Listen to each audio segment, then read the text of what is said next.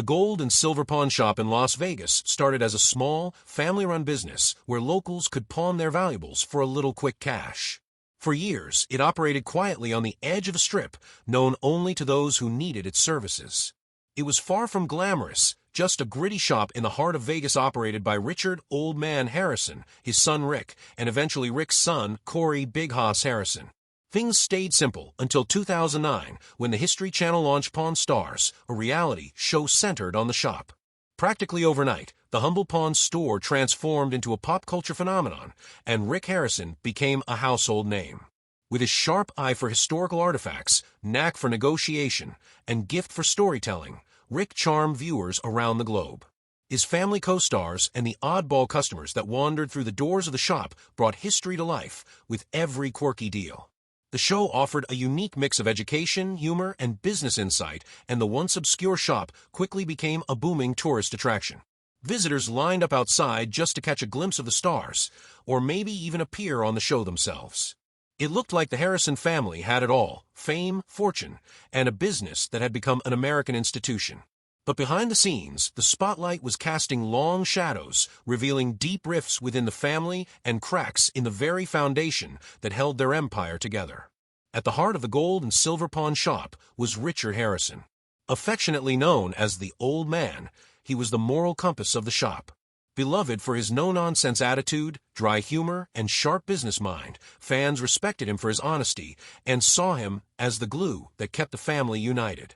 When he passed away in 2018 at the age of 77, it wasn't just the loss of a patriarch, it marked the beginning of the family's unraveling. Without Richard's steadying presence, long simmering tensions between family members exploded into public view. Rick Harrison, now the face of the business and the show, found himself battling not only to preserve his father's legacy, but also to keep the business and family from imploding. One of the most explosive conflicts emerged between Rick and his mother, Joanne Harrison. According to court documents, back in the early 2000s, when Joanne was hospitalized and in poor health, Rick allegedly persuaded her to sign over her 51% ownership stake in the business. Joanne would later claim that she didn't fully comprehend what she was signing and believed that when Richard died, she would inherit his remaining 49% share of the shop. Instead, she found herself locked in a bitter legal battle with her own son over money, ownership, and control. Joanne accused Rick of financial mismanagement, of hiding assets, and of cutting her off from the very profits that once funded her daily care. She even filed a restraining order seeking to prevent Rick from selling family assets or moving funds without her knowledge. In response, Rick maintained that his mother was being manipulated by outsiders and they had done nothing wrong. But the damage was done. The Harrison family, once portrayed as a tight-knit unit on screen, was now deeply fractured, and their feud played out in the headlines for the world to see. As if the family drama wasn't enough, the show itself began to suffer from behind-the-scenes controversies and scandals involving its cast. Austin "Chumlee" Russell, the show's comedic relief and fan favorite, was at the center of a major scandal in 2016. Police raided his home during a domestic violence investigation and discovered illegal drugs, including meth and marijuana, as well as unregistered firearms. While the domestic violence charges didn't stick, Chumlee ultimately pleaded guilty to felony weapons and misdemeanor drug charges. He avoided jail time through a plea deal that involved counseling and probation, but the damage to his reputation was undeniable. Once seen as the lovable goofball, Chumlee was now viewed through a darker lens, and fans questioned whether his on-screen persona had been just an act. Meanwhile, Rick's son Corey Harrison struggled to live up to the expectations of being the heir to the pawn shop empire. Though he tried to assert himself as a serious businessman, Corey's off-screen antics made more headlines than his deals.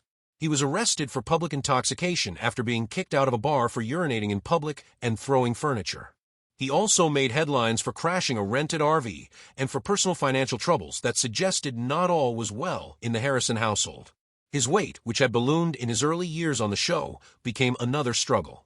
In 2010, he underwent gastric bypass surgery and lost over 100 pounds. But maintaining that weight loss in the high-stress, high-visibility world of reality television proved difficult. Even the so-called experts who helped evaluate items on the show weren't immune to controversy. Johnny Jimenez Jr., a toy specialist who appeared on several episodes, was accused of domestic violence.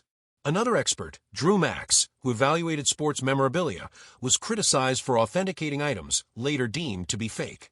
In one cringeworthy moment, an expert misidentified a signature on a Godfather script, incorrectly claiming it was signed by Al Pacino when it wasn't. These blunders didn't just embarrass the show, they shook the credibility of the entire enterprise. Fans began to question how much of what they were watching was real, and how much was just scripted television. Rumors swirled that many of the transactions were prearranged, that items were appraised long before filming, and that the spontaneous family arguments were often rehearsed for dramatic effect. What started as a genuine look at the pawn business evolved into something closer to a soap opera. The early charm that made Pawn Stars a hit, its mix of humor, history, and heartfelt negotiation, began to fade. Viewers no longer tuned in just to learn about ancient artifacts or quirky collectibles. They were now drawn in by the personal drama and spectacle. Despite the internal turmoil, Pawn Stars still had its share of unforgettable moments. One particularly iconic episode featured Chumlee tracking down Bob Dylan to sign a copy of his own album self-portrait. While move ultimately reduced the item's resale value since Dylan personalized it to Chumlee, the segment captured the heart of the show, people passionate about history, music, and pop culture. There were also celebrity cameos that boosted the show's mainstream appeal, like visits from UFC President Dana White, comic book legend Stan Lee, and WWE icon Mick Foley. These appearances reminded viewers that the pawn shop was more than just a place to sell dusty antiques. It had become a nexus where Hollywood met history. But for every win, there were costly missteps. One major blunder occurred when the shop paid $113,000 for a book allegedly signed by legendary baseball player Shoeless Joe Jackson. Given that Jackson was illiterate and most of his autographs were forged by his wife, the authenticity of the signature came under scrutiny. A closer expert review revealed the item was a fake, and Rick suffered a huge financial loss. Another painful moment came when the shop passed on purchasing a 2010 Kobe Bryant NBA Finals jersey. Though the jersey was authentic, it was game-issued rather than game-worn, and the subtle difference cost it thousands in resale value.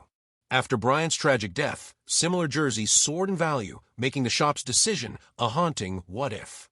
As time wore on, Pawn Stars evolved from a series about unique finds and historical insights into a show dominated by internal conflict, scripted antics, and off-screen scandals. The original charm, the real heart of what made it work, was buried under fame, fortune, and fractured relationships. Tragedy struck again with the death of Rick's other son, Adam Harrison, a lesser-known figure who had largely stayed out of the public eye. His passing added another layer of sorrow to a family already torn by legal battles and lost trust. The once proud legacy of the gold and silver pawn shop, built on hard work and integrity, now seemed increasingly overshadowed by tabloid-style drama and the price of television fame. What began as a slice-of-life series about a hard-working family business became something else entirely, a cautionary tale of what happens when a simple idea becomes a runaway hit and the people at the center get lost in the lights. The gold and silver pawn shop was no longer just a place to hawk antiques. It was a cultural symbol, a cautionary tale, and a family saga wrapped in the glitter of Vegas and the illusion of reality TV. Behind the camera lights and clever editing, the real story was far more complex, filled with ambition, betrayal, heartbreak, and a legacy both celebrated and shattered before millions of loyal viewers. Yet even with a crumbling facade and increasing pressure from lawsuits, bad press, and internal betrayal, Rick Harrison tried to hold the empire together with a mix of grit and denial. As the public figurehead of Pawn Stars, Rick became the one everyone looked to, fans, critics, even family, for answers, accountability, and reassurance that the pawn shop still stood for something. But the longer the cameras rolled, the more disconnected Rick appeared from the original values the show once embraced. What had started as an earnest depiction of family hustle and honest negotiation became a theater of illusion. The shop still operated, tourists still flooded through its doors, and the History Channel continued to churn out episodes. But beneath it all, the human cost of fame was becoming impossible to ignore. Rick's once proud demeanor began to falter in interviews. His tone grew more guarded, his smile more rehearsed. Public appearances grew fewer. The sharp wit that had once defined him seemed dulled, worn down by years of conflict, grief, and scrutiny. Fans started to wonder, was Rick Harrison still passionate about the business, or had he become just another character in a long-running drama he could no longer control? The Vegas location that had once been the site of countless history lessons and lighthearted banter started to feel less like a community hub and more like a reality show museum. Large chunks of the store were devoted to merchandise, shirts, hats, mugs plastered with Chumlee's face or Rick's signature catchphrases.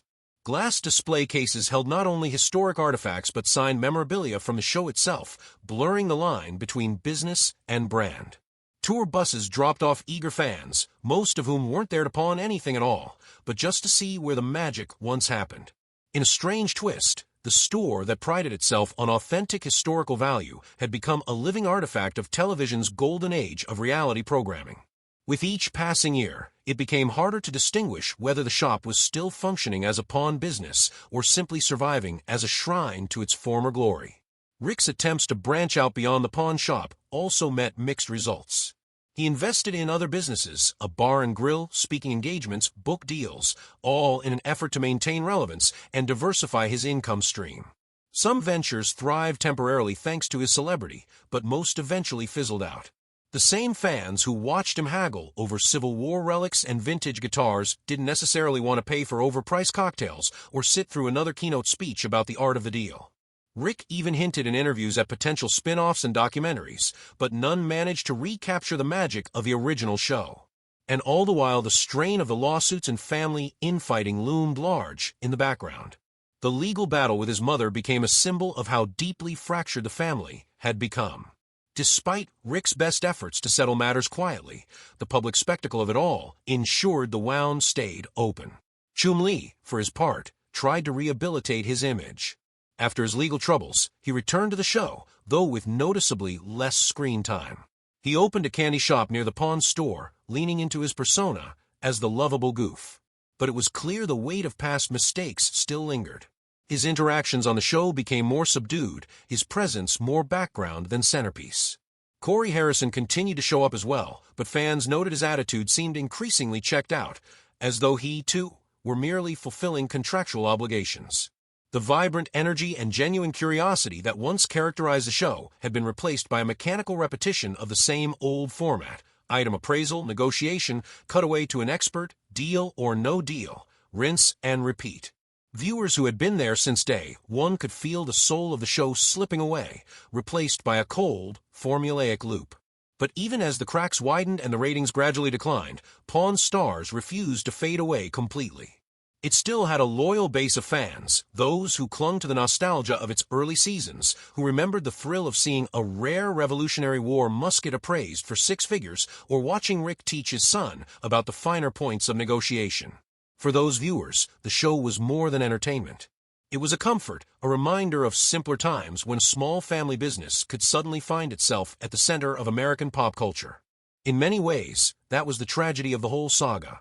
The very thing that made Pawn Stars special, its authenticity, its heart, was also what made its downfall so painful to witness.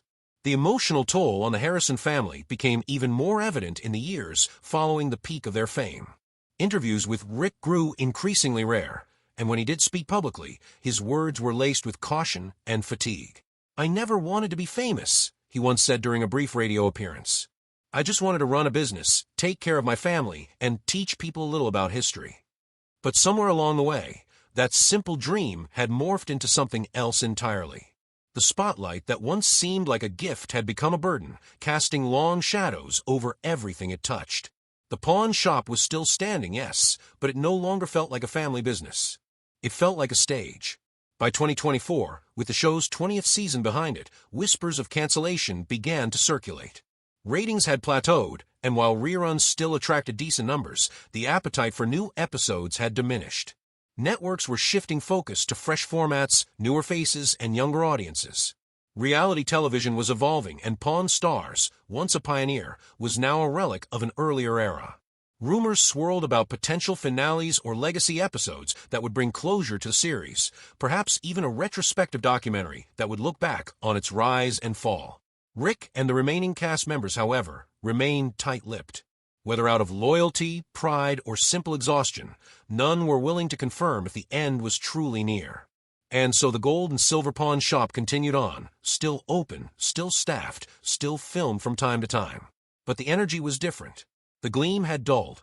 The shop was no longer just a place of business or even a TV set.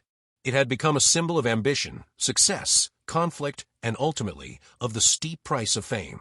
For every collector who brought in a rare coin or antique rifle, there was the unspoken question in the air: was this item going to be part of something real, or just another prop in a fading show?